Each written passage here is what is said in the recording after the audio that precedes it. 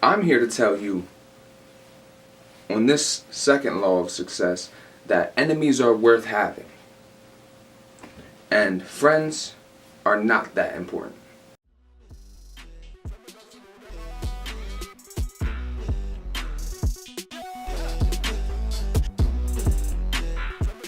As a main bulletin point, I would like to say that I would much rather have more enemies than me not knowing who to trust within my circle. So if I'm like, I don't know if I could trust that person, enemy, they're on the enemy list already. And I'm not saying that people who are enemies to me are bad. I'm not saying that I'm going to strike at them any sort of way. I work with my enemies because enemies can get you further than friends ever will. And you know why? Because in the long run, with a friend, they'll believe that 8 years down the line or 5 years down the line, they got where they got by themselves.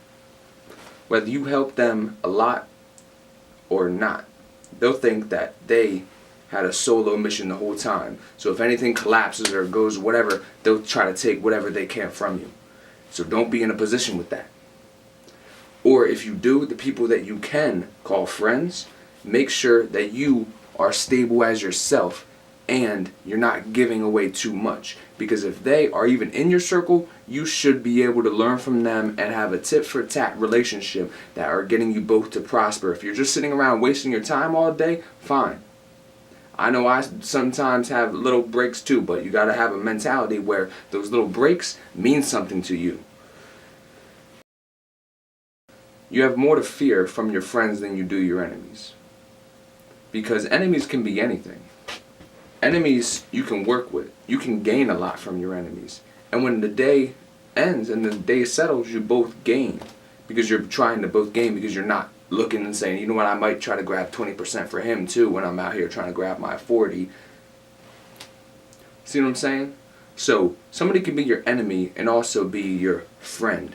But it's not friended. They're not friend zoning, taking all your shit. All of your 20% and 30%, while you're getting 70% and 60%, because you want to see them prosper too. But you want to have everybody prosper, but not share what in breaking bread. Make sure each person is getting what they can get from the bread factory. And we have different ways of going in and getting our bread. So when I get back, whatever bread is mine. But even a small amount of friction between you and an enemy can grow into something beautiful.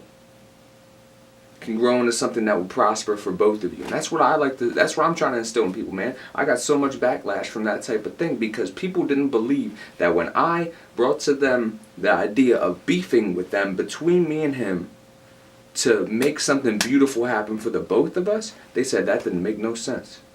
And I could understand, it's a crazy thing to bring to the table. But what you gotta think is that when everybody's putting up all these shields and everything like that, if you can find a way to say, okay, hey, I'm gonna put down my shield and you put down your shield, just between the both of us, our connection that we got, and let's, as we do as humans, have an emotion that's, you know what I'm saying? As a little bit of a beef emotion, a little bit of a friction emotion between us, just so later on I have a reason to have a conversation with that guy that could grow a flower out of that.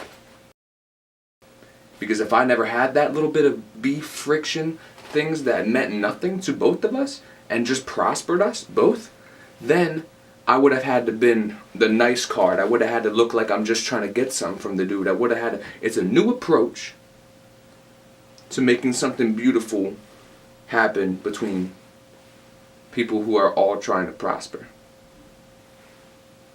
whether they knew it or not. And now, both people are prospering, and all we had to do was just get through that point where that mood was there, and we all know what that mood is. It's just us growing.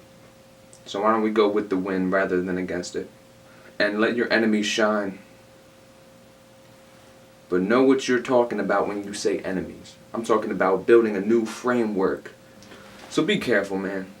Friends, they'll think that they deserved everything that they were with you. No matter what you gave to them, they'll think that they deserved it all and they don't have to give back. And if they do give it back, they think that you have to still give back because they gave it to you, regardless of how much you did for them. Also, enemies does not have to mean something that you're against and back to back to them.